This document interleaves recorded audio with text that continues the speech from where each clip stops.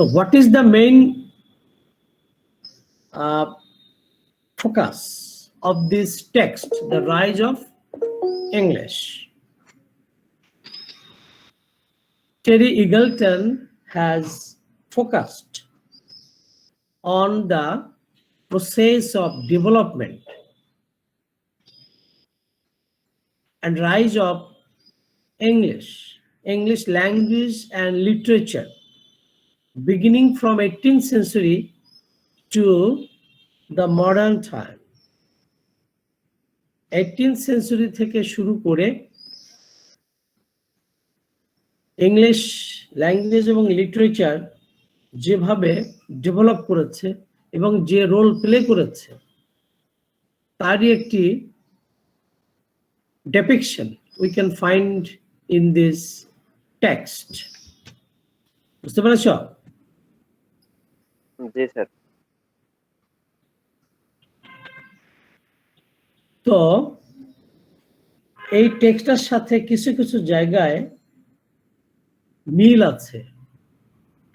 কার সাথে? ম্যাথু আর্নল্ডের সাথে কোনো কোনো জায়গায় মিল আছে।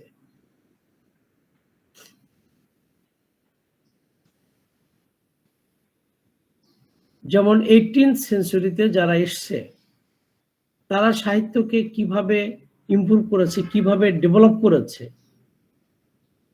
সেটা তুলে ধরেছে।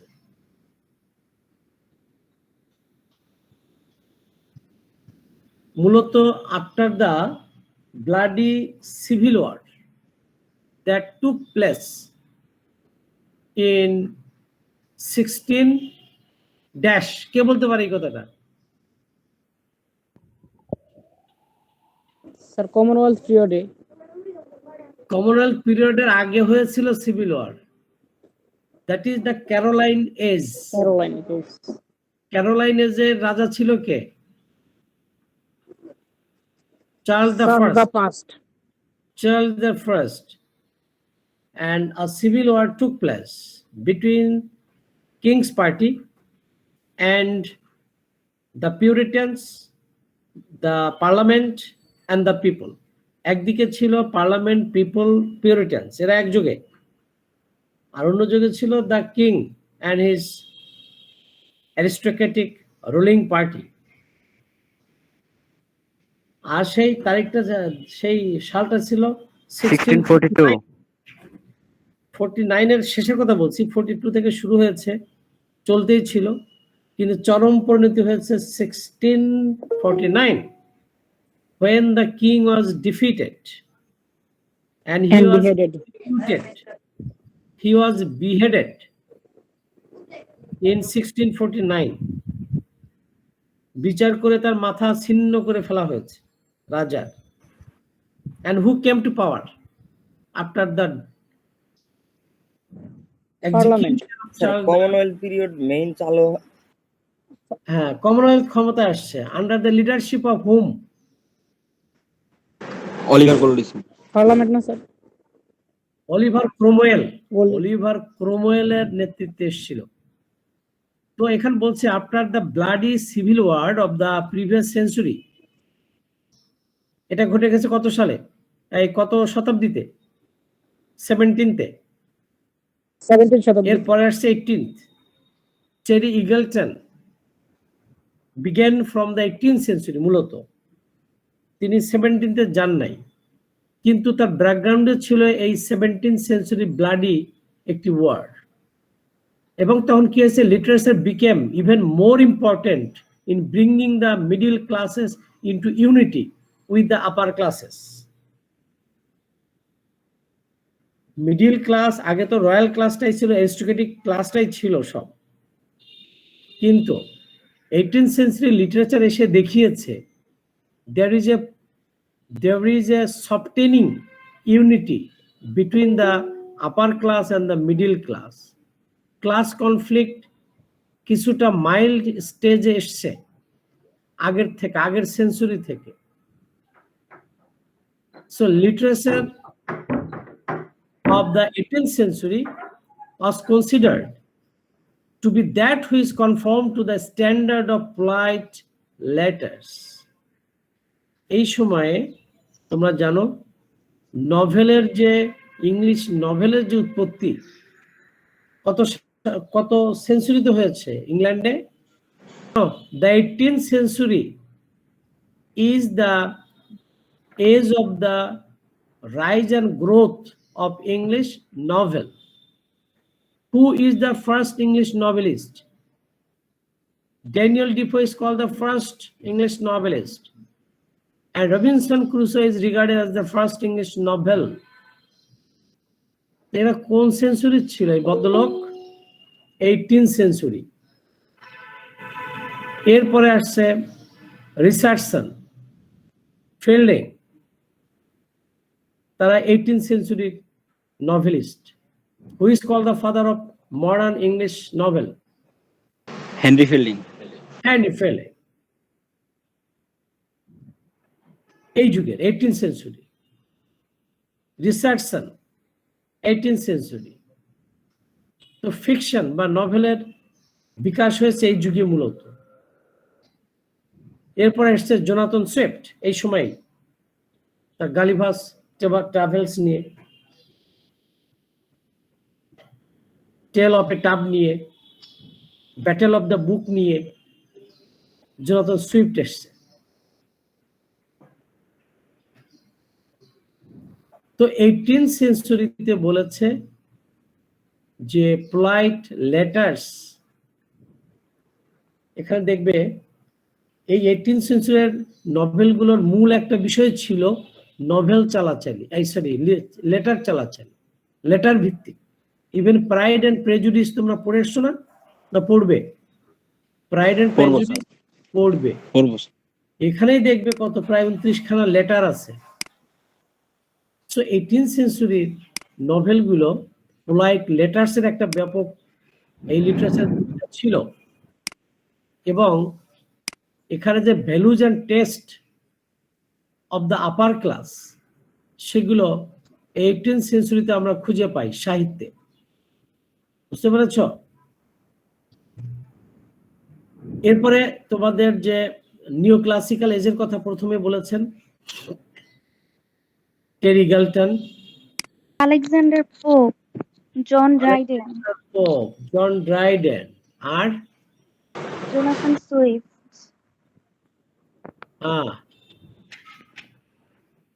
এরাই হচ্ছে নিও ক্লাসিক্যাল যুগের প্রথম। হচ্ছে Dryden, he is the greatest literary figure of the early neo classical age. Oliver Goldsmith. তারপরে John Milton.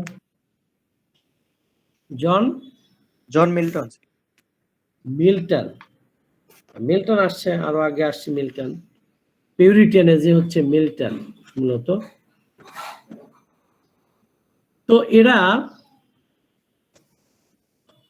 সমাজের যে সোশ্যাল যে সিনারিও এটা তুলে ধরেছে এই যুগের যারা ছিলেন, বা ইংলিশ লিটারেচারকে একটা সোশ্যাল মিডিয়া হিসেবে তারা তুলে ধরেছিল।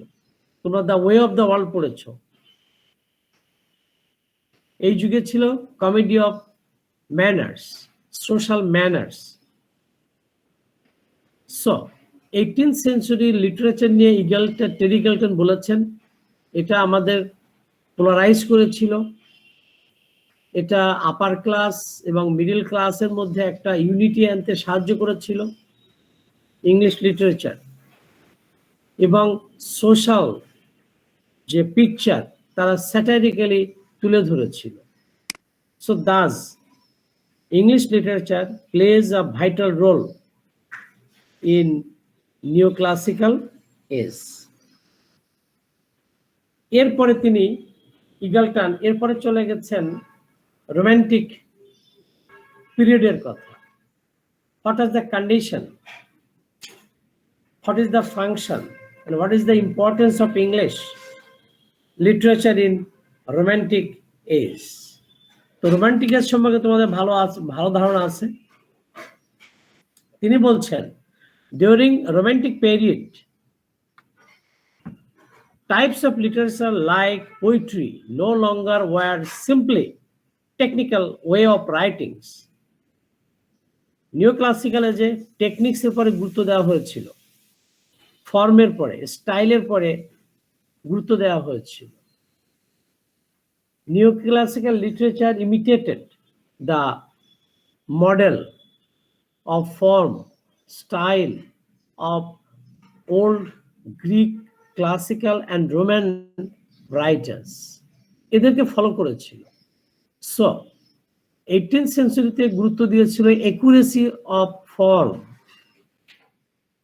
নিখুঁতভাবে লিখতে হবে, নিখুঁত টেকনিক ইউজ করতে হবে, যা আমাদের ক্লাসিক্যাল যুগেরা করেছিল। এই গুরুত্ব দিয়েছিল কারা?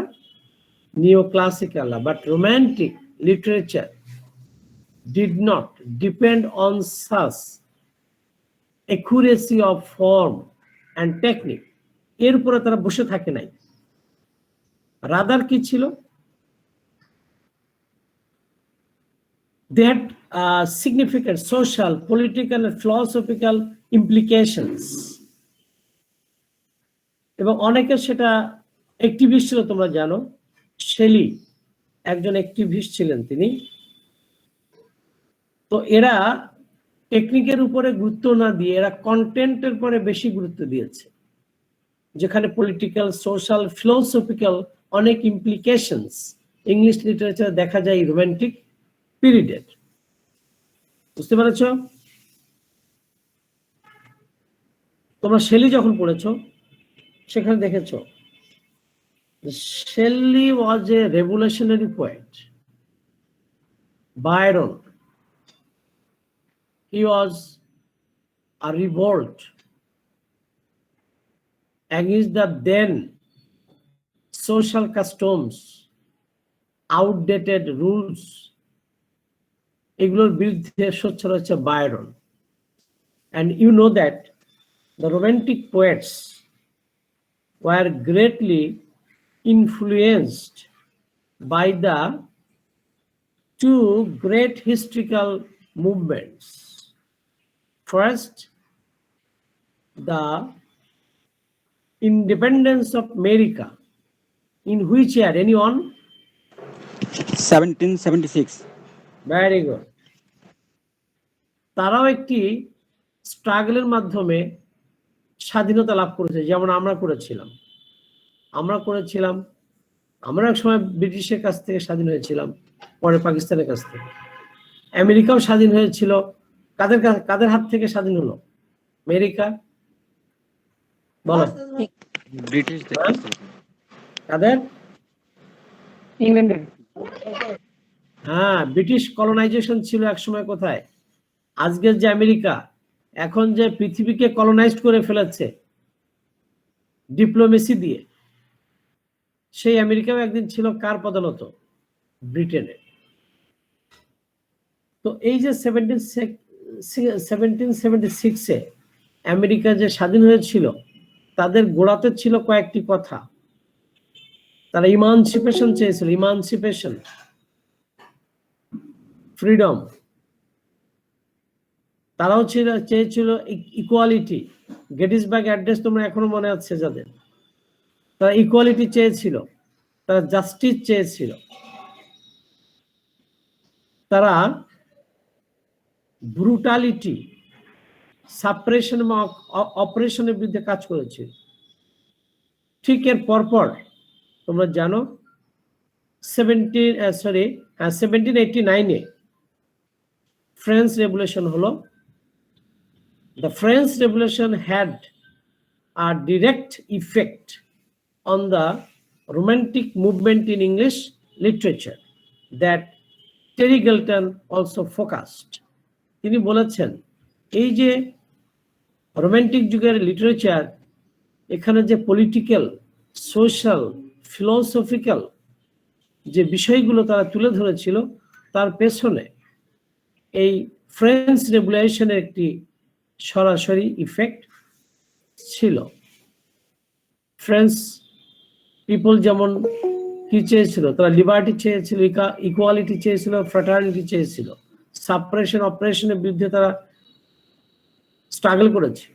রোমান্টিক পোয়েটসরা বিশেষ করে শেলি, বায়রন, এরা মূলত দে held the spirit of the French Revolution, and in their writing they reflected this revolutionary spirit.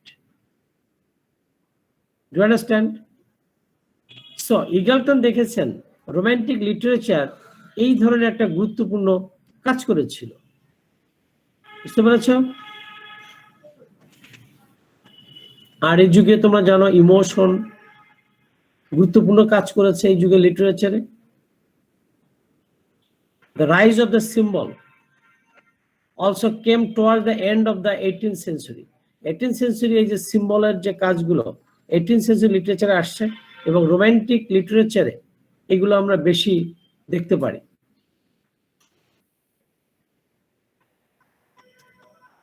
তো literature as defined by Eagleton is an ideology. একটা আদর্শগত দিক থেকে তিনি মূল্যায়ন করেছেন লিটারেচারকে Eagleton. He suggests that the growth of English studies in the later 19th century was caused by the failure of religion. এইখানটাতে মিল আছে Matthew আর্নল্ডের সাথে।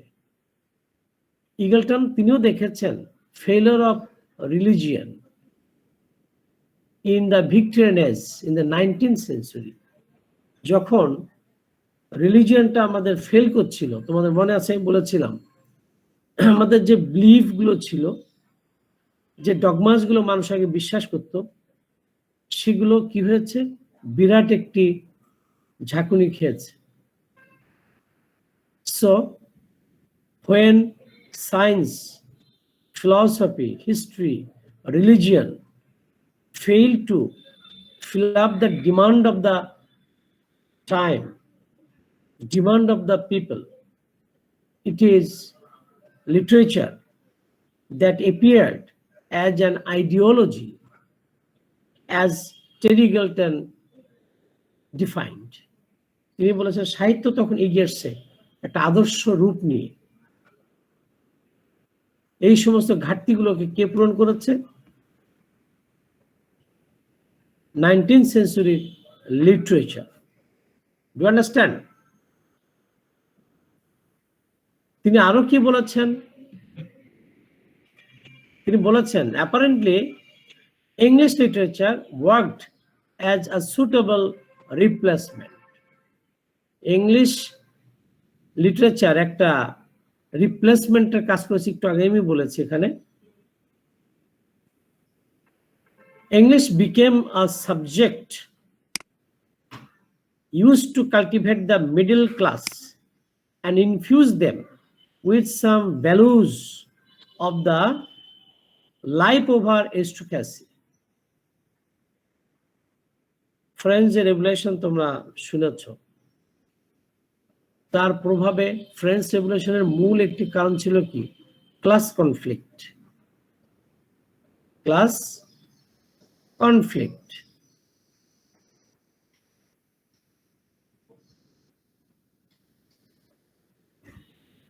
এবং যে সিভিল ওয়ারটা হলো ফ্রান্সে, কত সাল থেকে কত পর্যন্ত হয়েছিল জানো এই সিভিল ওয়ারটা? ফ্রেঞ্চ রেভলিউশন 1789 থেকে শুরু 1799। এই সময় জুড়ে রেভলিউশনটি হলো, তার মূল একটি কারণ ছিল ওই সিভিল ওয়ারের মতো, ব্রিটিশ সিভিল ওয়ারের মতো। এখানে রাজা যারা ছিল ফরাসি,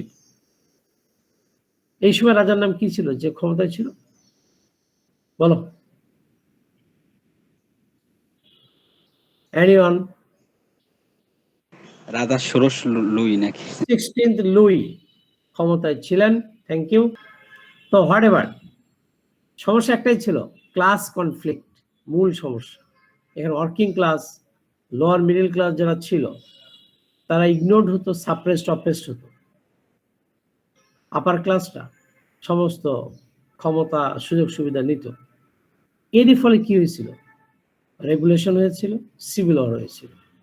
এবং এই যে লিটারেচার বলা হচ্ছে, এই 19th সেঞ্চুরির যে লিটারেচার, সেটা কাল্টিভেট করেছিল মিডিল ক্লাসকে, মিডিল ক্লাসের মানুষের মেধা, মনন, চরিত্রকে, তার স্পিরিটকে ইনফ্লুয়েন্স করেছিল।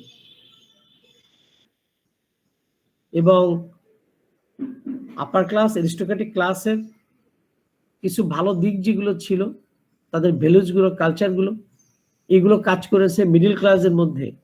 আবার মিডিল ক্লাসের মধ্যে যে স্পিরিটগুলো ছিল তা আপার ক্লাসের মধ্যে ঢুকেছে। So there was an interaction, and this is reflected in the literature of the 19th century. বুঝতে পেরেছ?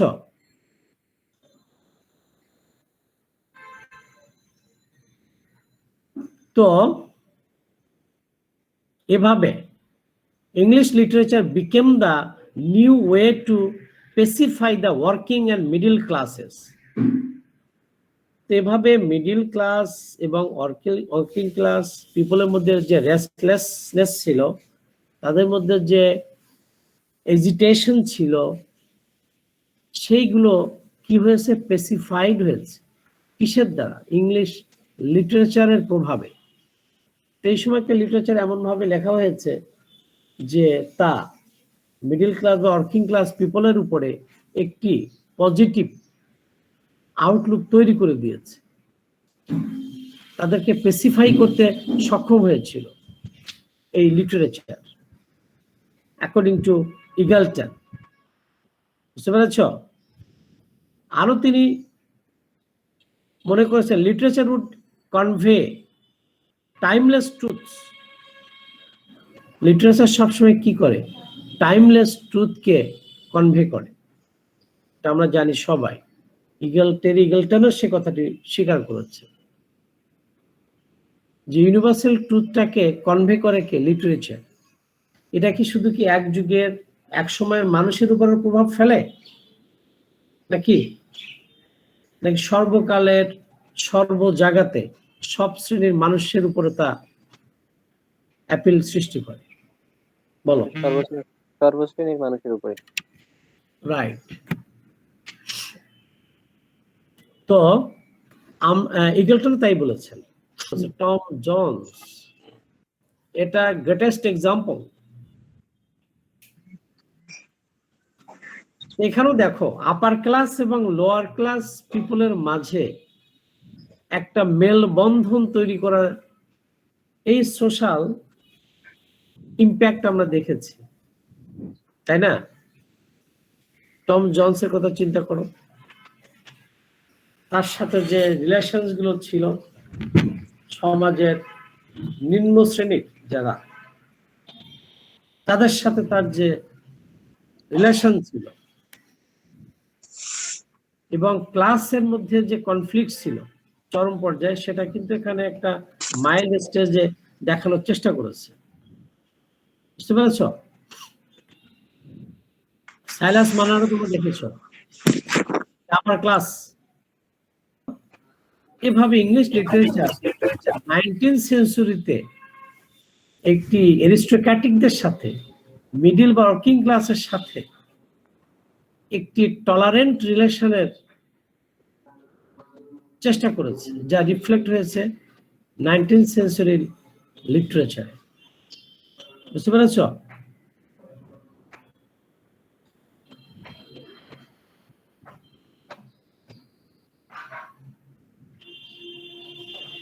তো 18th সেঞ্চুরিতে লিটারেচার কেমন ছিল, কি ভূমিকা পালন করলো, রোমান্টিক যুগে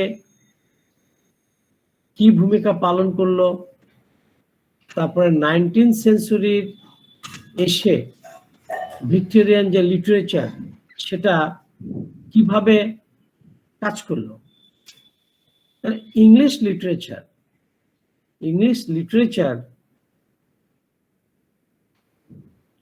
Eagleton appreciates the role and function of English literature in different ages, beginning from the 18th century up to the 20th century or modern age.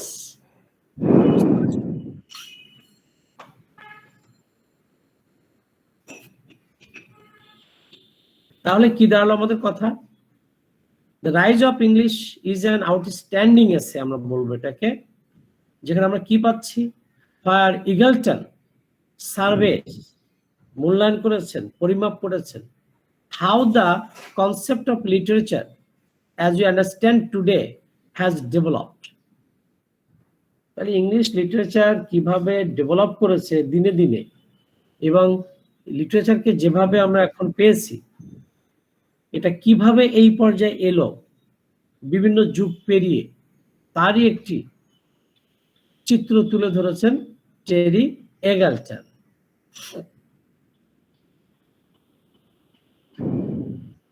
আরো কি হয়েছে? He discloses the capitalist motive behind using English as an academic discipline in British colonies. তো এইটা বলতে গিয়ে টেরি Eagleton একটি জিনিস দেখিয়েছেন যে কলোনাইজেশন বা ইম্পেরিয়ালিজমের কথা বলেছেন, এর একটি হাতিয়ার হিসেবে কাজ করেছে ইংলিশ লিটারেচারে, specially fiction. How did English literature once encouraged imperialism and colonization? তোমরা কি বলতে পারো? এনিয়ন? ইগলটন এই কথাটি বলেছে, কিন্তু দুটি কথা বলেছেন, এটা বলেছেন আবার পাল্টা তিনি এটাও বলেছেন। তাহলে ইংলিশ লিটারেচার প্রভাব ফেলেছিল ইম্পেরিয়ালিজমের উপরে, দুইভাবে প্রভাব ফেলেছিল। Number one, Terry Eagleton comments that English fiction was greatly influenced by imperialism and colonization on the one hand. On the other hand, English literature, particularly novel, influences imperialism. How it is possible? Imperialism এবং colonization ফিকশনকে, English লিটারেচারকে influence করেছে। How? যেমন আমি বলি, তোমাদের একটু বুঝবে তোমরা, অরণ্যক দিয়েই বলি, তারপরে তোমাদের রবিনসন ক্রুসো, এই দুটো টেক্সটের কথা বলি। তো অরণ্যক লিখলেন যে ভদ্র মহিলা আলফা বেন, তিনি কিন্তু ইনফ্লুয়েন্সড হয়েছেন, নিজে তিনি দেখেছিলেন in her real life, the real picture of colonization, plantation, এটা তিনি দেখেছিলেন, এবং দেখেছিলেন যে হোয়াইটরা কিভাবে, ইউরোপিয়ানরা, হোয়াইটরা কিভাবে ব্ল্যাকদের উপরে টর্চার করছে, এক্সপ্লয়েট করছে, এটা তিনি দেখেছেন। তো এই জায়গাটা আমি বলি, এই জায়গাটায় যে নেগেটিভ ইফেক্ট ফেলেছে কলোনাইজেশন বা ইম্পেরিয়ালিজম কিসের উপরে? সাহিত্যের উপরে। সাহিত্য সেটাকে ক্রিটিসিজম করেছে। তোমরা হার্ট অফ ডার্কনেস যখন পড়বে তখন দেখবে, এবং কর্নার্ডের কথা উল্লেখ করেছেন ইগলটন, তার নাম, তার টেক্সটের কথা এখানে উল্লেখ করেছেন, দ্য নস্ট্রোমো নামক নভেলটি। হার্ট অফ ডার্কনেসের কথা বলেন না, কিন্তু একই কনসেপ্ট। তো এখানে নেগেটিভ দিকটা তুলে ধরেছে। তাহলে নভেল প্রভাবিত হয়েছে না, সাহিত্য প্রভাবিত হয়েছে না ইম্পেরিয়ালিজম বা কলোনাইজেশন দ্বারা, এবং রাইটার সেখানে কলোনাইজেশন বা ইম্পেরিয়ালিজমের ইন ওয়ান সেন্স এটা বিরুদ্ধেই চলে গেছে। যদিও তিনি নিজে একজন ইংরেজ ছিলেন, তার বাবাও একজন ইম্পেরিয়ালিস্টিকের পক্ষের একজন নিয়োগপ্রাপ্ত ছিলেন, তারপরেও তিনি ইম্পেরিয়ালিজমের গুণগান না গেয়ে তার সাপ্রেশন অপারেশনের রূপটা তিনি তুলে ধরেছেন। তাহলে এভাবে ইম্পেরিয়ালিজম বা কলোনাইজেশন সাহিত্যকে প্রভাবিত করেছে। আবার উল্টো কথা বলেছেন একইভাবে গ্যালটন, সাহিত্য যেমন ইনফ্লুয়েন্সড হয়েছে তেমনি ইম্পেরিয়ালিজম বা কলোনাইজেশনকে উপরেও প্রভাব ফেলেছে কে? সাহিত্য।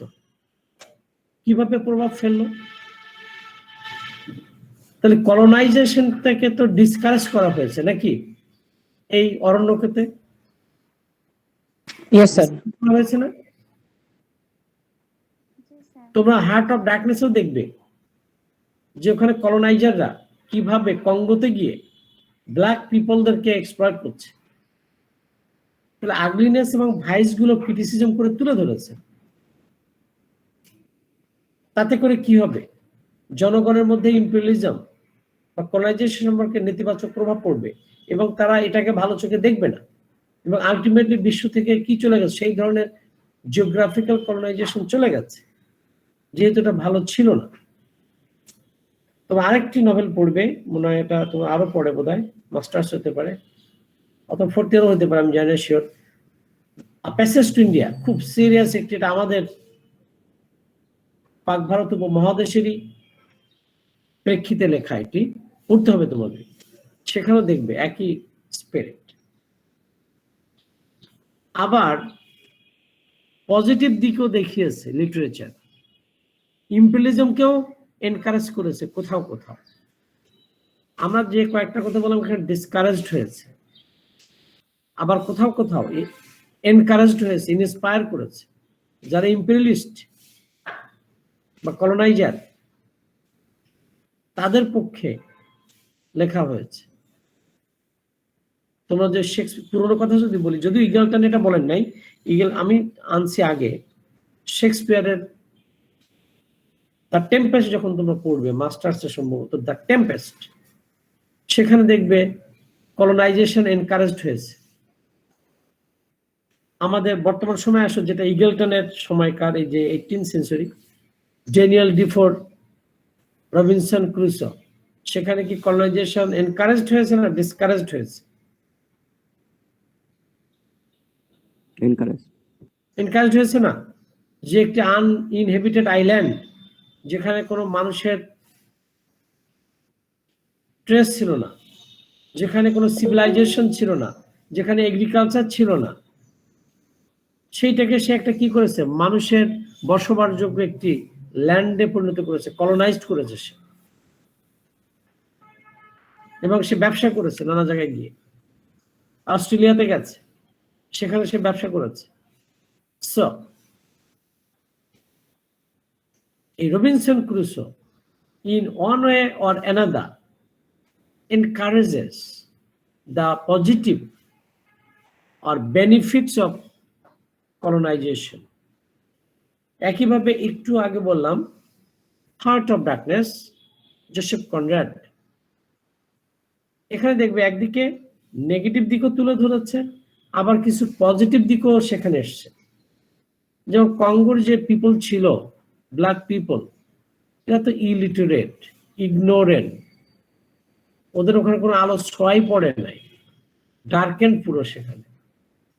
সেই জায়গাতে গিয়ে কলোনাইজাররা সেখানে যে তারা ব্যবসা করতে গিয়ে ওই ব্ল্যাক পিপলদের ভাগ্যের কিছুটা উন্নয়ন করতে পেরেছে, যদিও সেটা ছিল blessing in the guise of curse, উল্টোটা বলব, অভিশাপের অন্তরালে আশীর্বাদ। ওখানে মানুষটা কোনো কাজই করতে পারতো না, কাজই ছিল না, কোনো ইনকাম ছিল না। সো এরা এক্সপ্লয়েট করেছে ঠিকই, করতে গিয়ে তাদের ভাগ্যের কিছু উন্নয়ন অটোমেটিক্যালি হয়ে গেছে।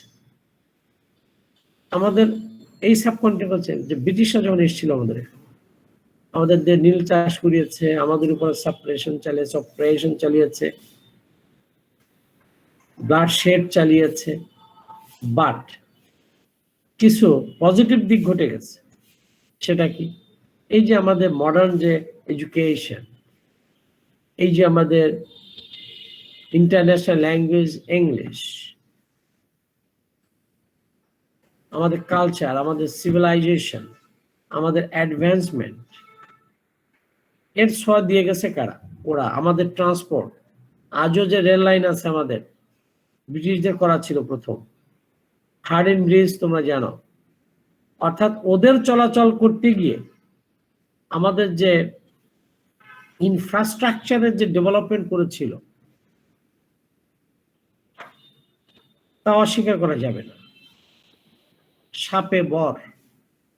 সো টেরি গিল্টন এটা বলেছেন যে বিভিন্ন সময়ে লিটারেচার এই দিকটাও তুলে ধরেছে। You understand?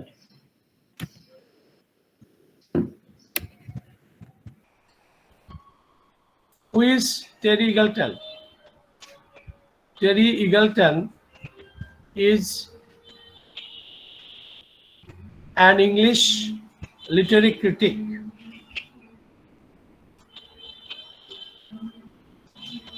theorist, public intellectual, and at present the professor of English literature at Lancaster University, England. এ হচ্ছে টেরি গিল্টন। তাহলে কি কি তিনি? তিনি একজন লিটারারি থিওরিস্ট, এক number. Number 2, he is a literary critic. Number 3, he is a public intellectual. And as a man of profession, he is a distinguished professor of English literature at Lancaster University in England. সংক্ষেপে এই হচ্ছে। Still now he is alive. He was born in 1943. So now he is 78 years old. তিনি জীবিত আছেন। বর্তমানে 78 বছর বয়সী একজন জ্ঞানীগুণী ব্যক্তি। তার যে কটা লেখা বিখ্যাত তার একটা হচ্ছে Literary theory and introduction, best seller তার এটি। এ পর্যন্ত তার 7,50,000 কপিজ সেল হয়েছে এই বইটা শুধু, যার নাম লিটারারি থিওরি অ্যান্ড ইন্ট্রোডাকশন। এটা এই নামটা একটু তোমাদের মনে রাখতে হবে দুটি কারণে। একটি হচ্ছে এটা বেস্ট সেলার এবং খুব পপুলার। মডার্ন যুগের যারা সাহিত্য নিয়ে গবেষণা করে তাদের জন্য এটা একটা বিরাট guide book, literary theory and introduction. Number 1।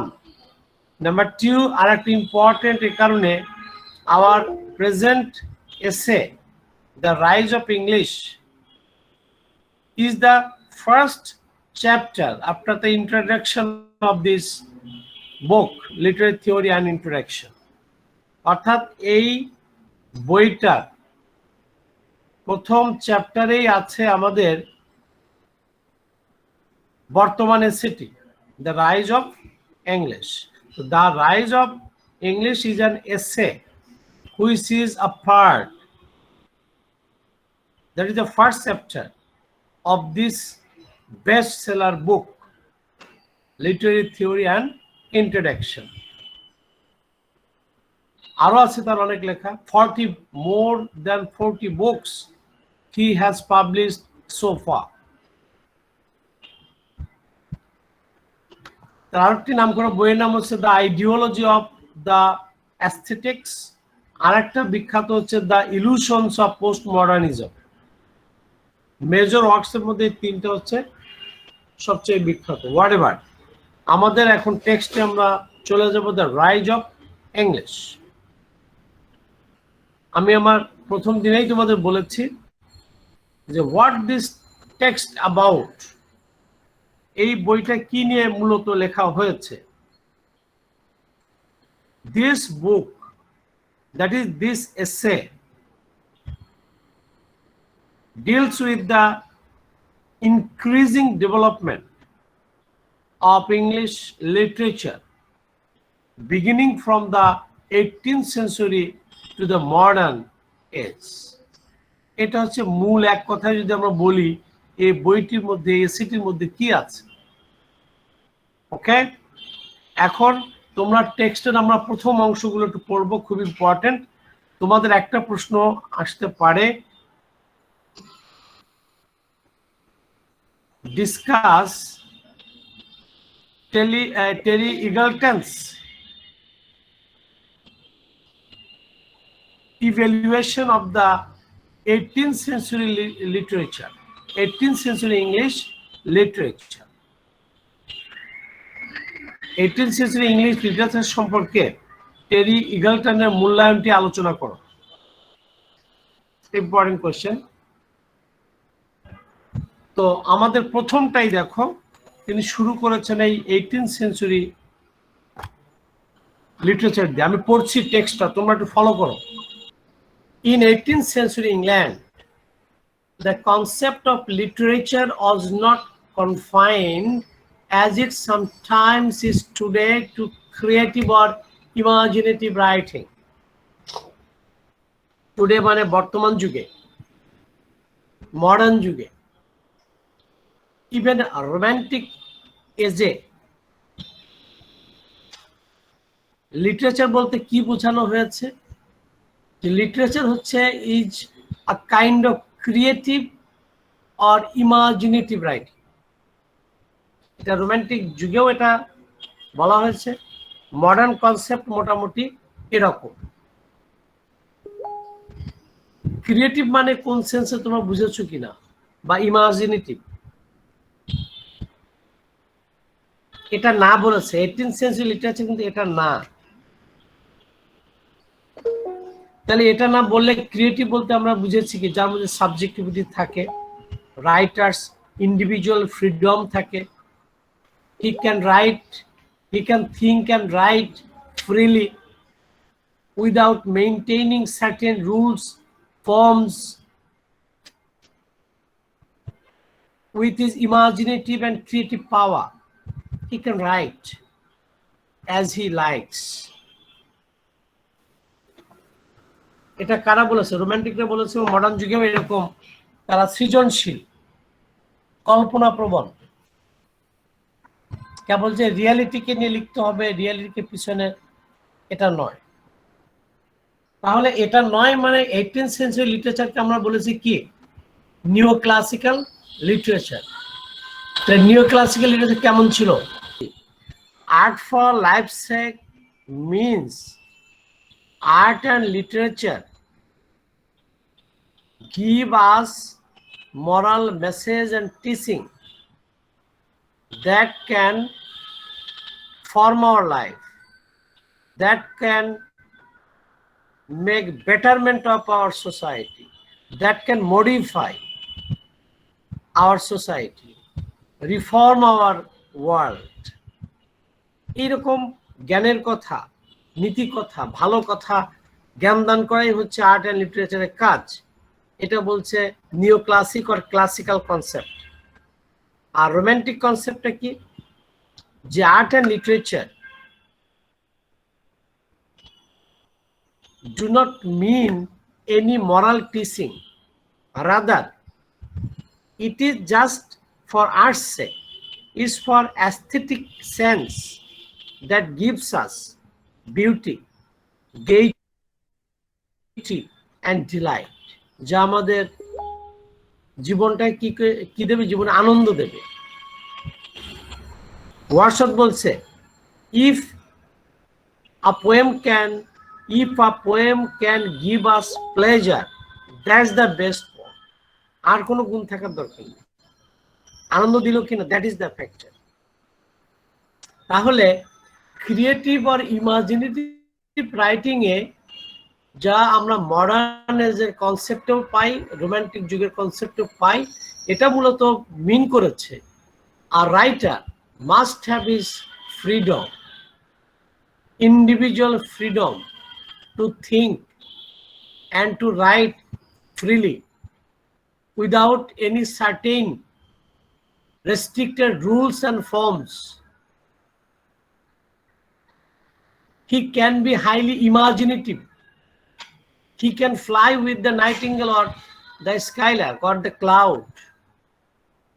This freedom he can enjoy without any bindings. Shelley বলেছে একজন কবি is just like a nightingale. A nightingale sings song out of its own choice, own pleasure. It doesn't matter to the nightingale who likes its song or not. পাখি আপন আনন্দে আপন মনে গান গেয়ে যায়, যা খুশি গায়, যেমন খুশি গায়। কে তার গান শুনলো, কার ভালো লাগলো না লাগলো এগুলো বিবেচনা না করে সে গেয়ে যায়।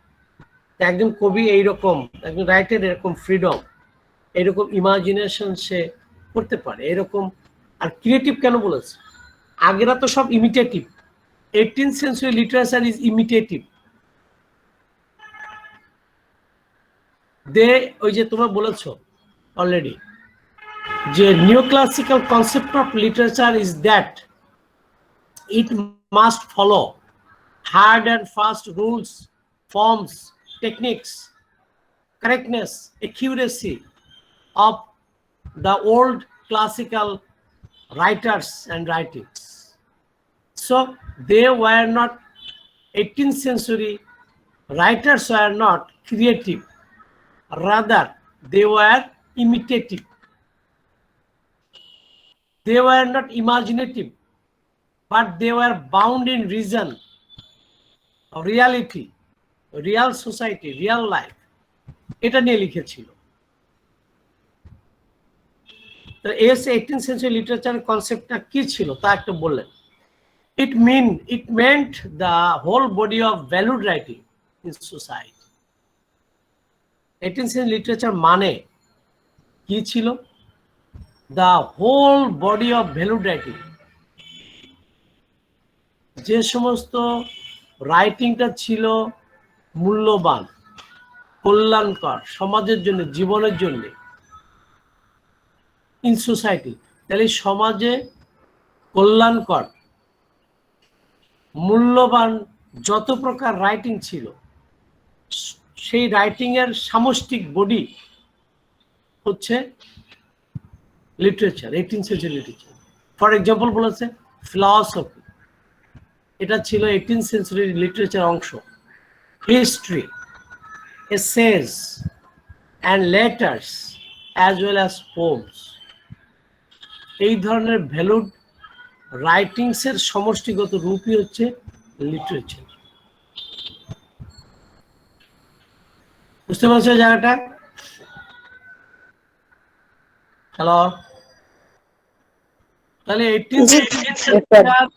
18th century literature included philosophy, history, essays, letters as well as poems. এর সমষ্টিগতই হচ্ছে literature. What made a text literary? একটা টেক্সট কখন লিটারারি বলা হচ্ছে? Was not whether it was fictional. Fictional কোন রাইটিংকে 18th century রাইটার্সরা, থিঙ্কার্সরা লিটারারি টেক্সট বলতো না। Fictional মানে কি? ইমাজিনেটিভ যে রাইটিং, ক্রিয়েটিভ যে রাইটিং, যা রিয়েলিটি থেকে বিচ্ছিন্ন, সেই ফিকশনাল রাইটিংটাকে তারা লিটারারি টেক্সট বলতো না। ইউ আন্ডারস্ট্যান্ড কথাটি? ফিকশন কাকে বলে? What is fiction? Anyone? Sir যেটা বাস্তবতার সাথে মিল কম থাকে, ভাবনা চিন্তা থেকে লেখা হয়।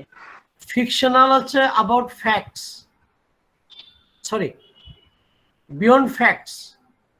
ফিকশনাল যেগুলো বাস্তবতা থেকে আলাদা, ফিকশনাল। নন ফিকশনাল সেটা হচ্ছে Real, realistic, Real matters, Real fact নিয়ে যা লেখা সেগুলো নন ফিকশনাল। আর ফিকশনাল যা ইমাজিনেটিভ এবং ক্রিয়েটিভ থিঙ্কিং থেকে যেগুলো লেখা হয়, যার মধ্যে রিজন বা রিয়ালিটিকে প্রায়োরিটি দেওয়া হয় না, সেটা হচ্ছে ফিকশনাল। যেমন নভেল, শর্ট স্টোরি এগুলো হচ্ছে কি ফিকশনাল। সো 18th সেঞ্চুরিতে লিটারেরি টেক্সট বলতে এরকম কল্প কাহিনীকে তারা মিন করতো না। The 18th century was in grave doubt মানে কি, তারা খুবই অবিশ্বাসের চোখে দেখতো about whether the new upstart form of the novel was literature at all।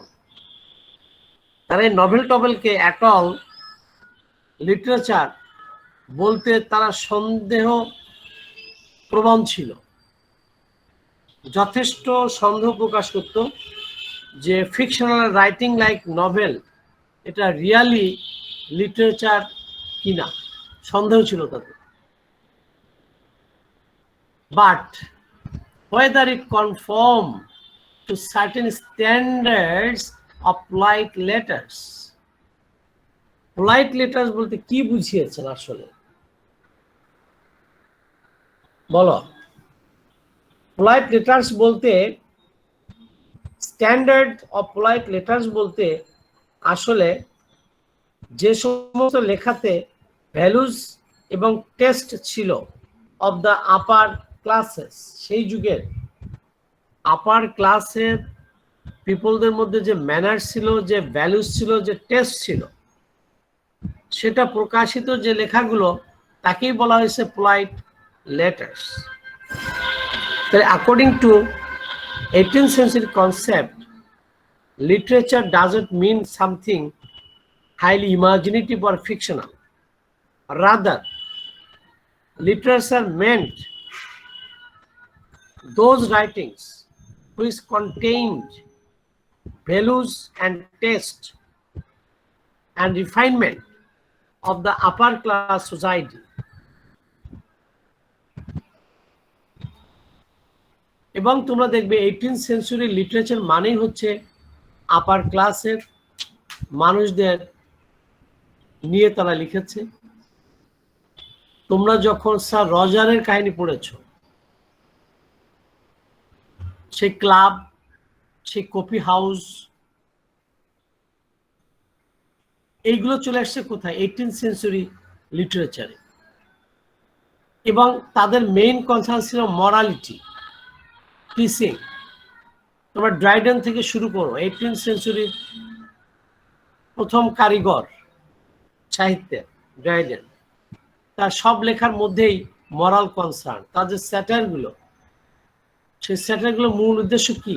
মানুষের মধ্যে স্ট্যান্ডার্ড ম্যানার্স, ভ্যালুজ অ্যান্ড টেস্টগুলো মানুষের মধ্যে তুলে ধরা এবং অসঙ্গতিগুলো তুলে ধরে এই ম্যানার্সগুলো, গুড টেস্টগুলো, আইডিওলজিগুলো মানুষের মনের মধ্যে, সমাজের মধ্যে স্টাবলিশ করা। আগে বলছে পোলাইট লেটার্স, এখন এটাকে ভিন্ন ভাষায় বলছে ফ্রাঙ্কলি আইডিওলজিক্যাল। মানে কি? আদর্শগত দিক ছিল যার মধ্যে। আদর্শিক একটি লেখা, যেটি আদর্শিক লেখা মানে যার মধ্যে ভ্যালুস থাকবে, ম্যানার্স থাকবে, টিচিং থাকবে, এথিক্স থাকবে, সেটাই হচ্ছে আইডিওলজি। রাইটিং, উদাহরণস্বরূপ বলছে writing which embodied the values and taste of a particular social class. Particular ভদ্র যে সোশ্যাল ক্লাসটি, তাদের ভ্যালুজ এবং টেস্ট, এগুলো যে রাইটিং এর মধ্যে তুলে ধরা হয়েছে, ওই রাইটিংটাই আইডিওলজিক্যাল রাইটিং এবং ওটাকেই কোয়ালিফাইড অ্যাজ লিটারেচার। ওইটাই হচ্ছে লিটারেচার হিসেবে স্বীকৃতি দেওয়া হয়েছে 18th সেঞ্চুরিতে। সোজা কথায়, যে লিটারেচারের মধ্যে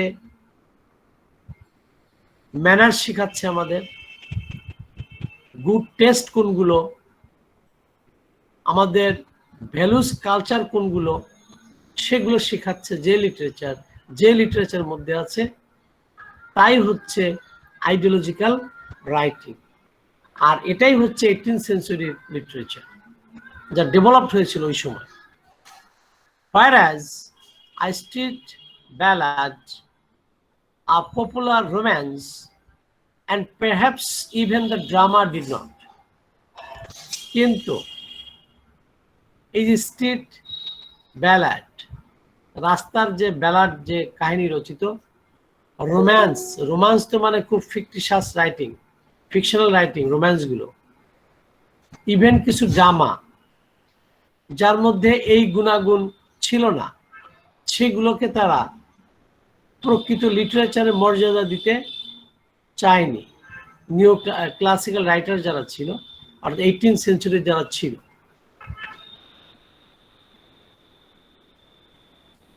At this historical point, then the value-ladeness of the concept of literature was reasonably self-evident. যেমন সেই value-ladeness, অর্থাৎ এই মান এবং মূল্য ভারাক্রান্ত যে লেখায় থাকবে তারাই যৌক্তিকভাবে বলেছে লিটারেচার, এবং 18th সেঞ্চুরি ছিল এটা সেলফ এভিডেন্ট, সুস্পষ্ট ছিল তখন।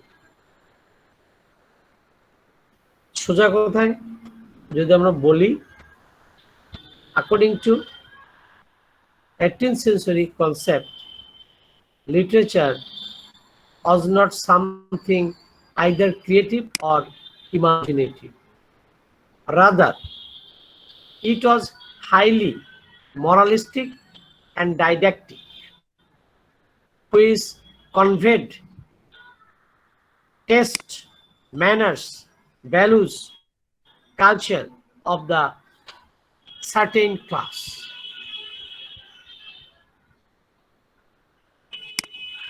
তোমরা the rape of the lock যদি পড়ো, তাহলে ওখানে বুঝবে আপার ক্লাসের মানুষের মধ্যে যে অসঙ্গতিগুলো তুলে ধরে রিয়াল টেস্ট কোনটি সেটাকে স্টাবলিশ করার চেষ্টা করেছেন আলেকজান্ডার পোপ। জোনাথন সুইফট তার গালিভার্স ট্রাভেল যেটা পড়েছো তোমরা, সেখানেও এই ভ্যালুজ, গুড টেস্ট, মরালিটি এর টিচিং তিনি দিয়েছেন ইন এ স্যাটাইরিক্যাল হিউম্যানাস টোন। তোমরা যে পিরিয়ডিক্যাল এসেস পড়েছো তোমরা, স্টিল অ্যান্ড এডিশনাল, সেখানেও আমাদের কি শিখেছে স্যার রজারের মাধ্যমে, সেই সোসাইটির কাস্টমস গুলো, ম্যানার্স গুলো, হিউম্যানিটি গুলো যা রজারের মধ্যে ছিল, ওই লিটারেচার গুলোকে এখানে ইগলটন তুলে ধরেছে। ইগলটন মনে করেন 18th সেঞ্চুরি লিটারেচার এগুলো ছিল। আর একটু পড়ি, এরপরে তো আমরা ইম্পর্টেন্ট জায়গা পড়বো খালি। In the 18th century, however, literature did more than embody.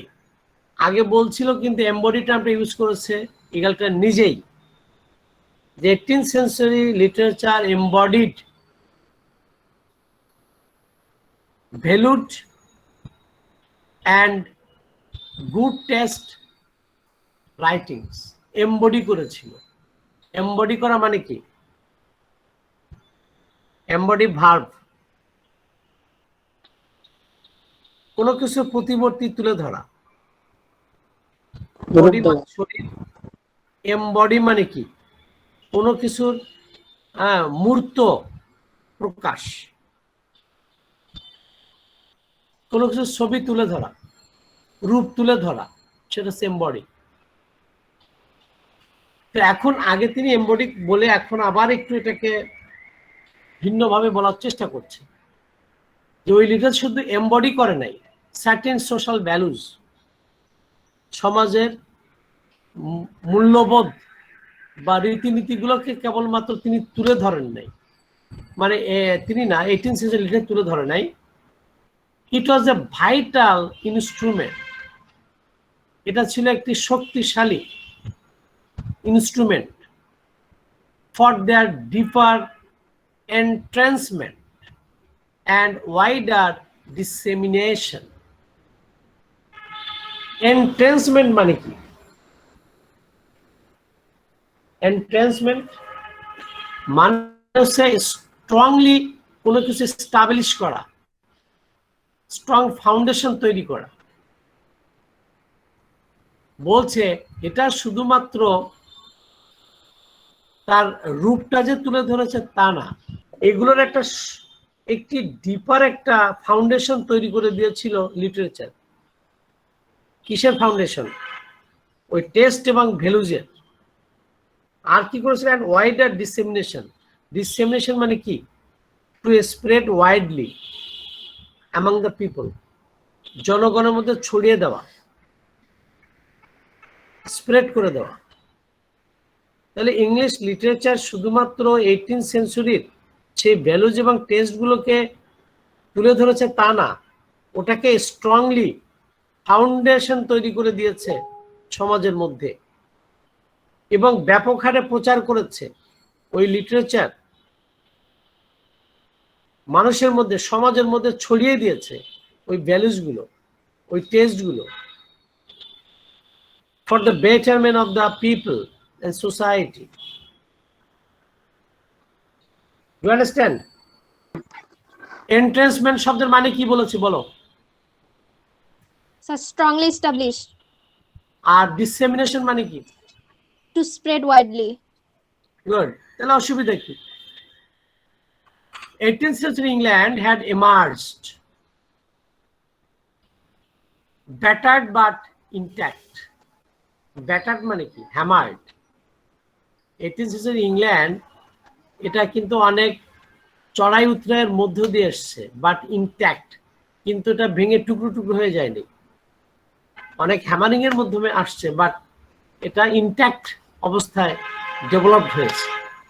From a bloody civil war, সেই 17th সেঞ্চুরিতে সিভিল ওয়ার হয়েছিল, সেই সিভিল ওয়ারের মধ্য দিয়ে ইন দ্য প্রিভিয়াস সেঞ্চুরি, অর্থাৎ 17th সেঞ্চুরিতে যে ব্লাডি সিভিল ওয়ার হয়েছিল সেই সময় থেকে শুরু করে অনেক চড়াই উতরাইয়ের মধ্য দিয়ে ইংল্যান্ড, এই 18th সেঞ্চুরি ইংল্যান্ড এগিয়েছে। Which had set the social classes, যে ইংল্যান্ড কি করেছে? একটা সোশ্যাল ক্লাসকে কি করেছে? ইজ আদার্স থ্রটস, একটা আর একটা থ্রটে সেট করেছে। And in the drive to reconsolidate, সংহতি তৈরি করে দিয়েছে সেকেন্ড সোশ্যাল অর্ডার। যে সোশ্যাল অর্ডারগুলো ঝাঁকুনি খেয়েছিল সেগুলোকে সুসংহত করেছে। The new classical notions of reason, এবং সাহিত্যে রিজন আসছে। আর নেচার, নেচার মানে কিন্তু প্রকৃতি না, ম্যানার, অর্ডার। তো যদিও অনেক চড়াই উতরাইয়ের মধ্য দিয়ে এসছে ইংল্যান্ড, তারপরেও এখানে সে কিছু রিজন, যুক্তি, কিছু order, social order, property epitomised in art, যা শিল্প সাহিত্যে রূপ লাভ করেছে। ওয়ার কি কনসেপ্টস, এগুলোই ছিল মূল ধারণা। তাহলে লিটারেচারের মধ্যে যুক্তি আসছে, রিয়ালিটি আসছে, রিজন আসছে, সেখানে সোশ্যাল অর্ডার আসছে, লেখার মধ্যে একুরেসি আসছে, এবং আর্টকে তারা ধারণ করেছে। তো এই যে কথাগুলো এখানে তিনি বললেন ইগলটন, তাহলে হিস্ট্রিক্যাল ব্যাকগ্রাউন্ডকে ফোকাস করে বলেছেন, যেখানে অনেক ব্লাডি, অনেক কিছু গেছে, কনফ্লিক্ট ছিল, সেগুলো আস্তে আস্তে কি করা হয়েছে? রিকনসাইল করা হয়েছে, এবং আস্তে আস্তে একটা সোশ্যাল অর্ডার, একটা সিস্টেম, একটা কাস্টমসে তারা দাঁড় করিয়েছে। With the need to incorporate the increasingly powerful but spiritually rather raw middle classes. এই যেখানে একটা গুরুত্বপূর্ণ কথা বলছে এই জায়গায়, with the need to incorporate, পারস্পরিক যে সম্পর্ক তৈরি করা, যেটা ইনক্রিজিংলি পাওয়ারফুল ছিল, যেটা হচ্ছিল, কিন্তু সেটা ছিল কি স্পিরিচুয়ালি অনেক পাওয়ারফুল হচ্ছিল। রাদার র মিডল ক্লাস, যারা মিডল ক্লাস ছিল বা লোয়ার মিডল ক্লাস ছিল, ইনটু ইউনিটি, এদের মধ্যে একটা ঐক্য আসছিল উইথ দ্য রুলিং অ্যারিস্টোক্রেসি। সেই অ্যারিস্টোক্রেটিক যে সোসাইটি ছিল, যে ruling class and aristocratic society ছিল, তার সাথে মিডল ক্লাস বা লোয়ার ক্লাসের মধ্যে একটি ইউনিটি, একটা লিঙ্ক, একটা রিকনসিলিয়েশন তৈরি করার ক্ষেত্রে ইংলিশ লিটারেচার 18th সেঞ্চুরিতে ভূমিকা রেখেছিল। To diffuse polite social, diffuse মানে কি ছড়িয়ে দেওয়া, পোলাইট সোশ্যাল ম্যানার্স, এগুলো যারা মধ্য শ্রেণী বা নিম্ন মধ্যবিত্তদের মধ্যে ছড়িয়ে দিচ্ছিল সাহিত্য। হ্যাবিটস অফ কারেক্ট টেস্ট, সঠিক টেস্ট কোনটি, রুচি কোনটা, এলিগ্যান্ট কোনটা, রিয়াল আপার টেস্ট, এটা শেখাচ্ছিল সাহিত্য। And common cultural standards, cultural standards কি এটা তুলে ধরছিল সাহিত্য। Literature gained a new importance, এই যুগে সাহিত্য একটি নূতন তাৎপর্য, গুরুত্ব বহন করেছিল এই কাজগুলো করার মাধ্যমে। একদম স্পষ্ট এবং সহজ কথা। এই হচ্ছে নিউ ক্লাসিক্যাল লিটারেচার বা 18th সেঞ্চুরি লিটারেচার। এই লেখা সাহিত্যটা কিসের কাজ করেছে? ক্যাটালিস্টের কাজ করেছে। কিভাবে? বিভিন্ন প্রকার যে লেখাজোখা রাইটিং, ওই রাইটিং এর মধ্যে প্রকৃত accurate manners, test, behaviour, culture, values, এইগুলো তো লেখার মাধ্যমে তুলে ধরা হয়েছে। তুলে ধরে আপার ক্লাসটাও তো পড়ছে, মিডিল ক্লাসটাও পড়ছে। এগুলো পড়ার পরে মিডিল ক্লাসের যে টেস্ট বলো, ভ্যালুজগুলো, আবার আপার ক্লাসের যেগুলো, এই দুইয়ের মধ্যে একটা ইন্টারাকশন হচ্ছে, পরস্পরের মধ্যে আন্ডারস্ট্যান্ডিং একটা পথ করে দিয়েছে কে? সাহিত্য। তোমরা একটা দেখো, একটা জায়গায় বলি, স্যার রজার অ্যাট চার্চ পড়েছো তোমরা? সবাই পড়েছো? Yes sir. স্যার রজার কোন ক্লাসে ছিল? Upper class. Upper upper class. ক্লাসে ছিল, পাওয়ার ক্লাসে ছিল, রুলিং পাওয়ার তার হাতে ছিল। তিনি তার প্রজাদের সাথে, টিনেজারদের সাথে কি ব্যবহার করেছেন, চার্চে গিয়ে কি ব্যবহার করেছেন। আর একটা তোমরা এসে তোমরা পড়ো নাই, মানে সিলেবাস ছিল না, স্যার রজার অ্যাট হোম, ওটা পড়লে আরো ভালো বুঝতে। বাড়ির যে ওয়ার্কিং ক্লাস পিপল, অনেক লোক ছিল, তাদের সাথে কি তার ব্যবহার ছিল, কি তার আচরণ ছিল। এই যে আপার ক্লাস, লোয়ার ক্লাস বা মিডিল ক্লাসের মধ্যে একটা সেতু বন্ধন, এই সমস্ত সাহিত্যগুলো তুলে ধরেছে।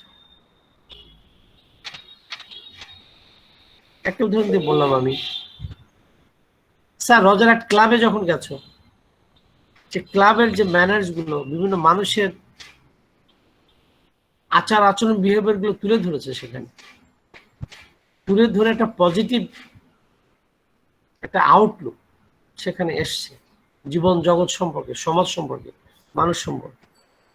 আসলে তো তোমার সাহিত্যকে এইভাবে এখনো দেখো না।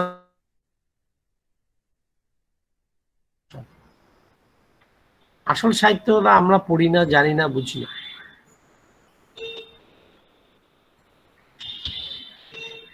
তো এই হচ্ছে এতক্ষণ ধরে আমরা যেটা বললাম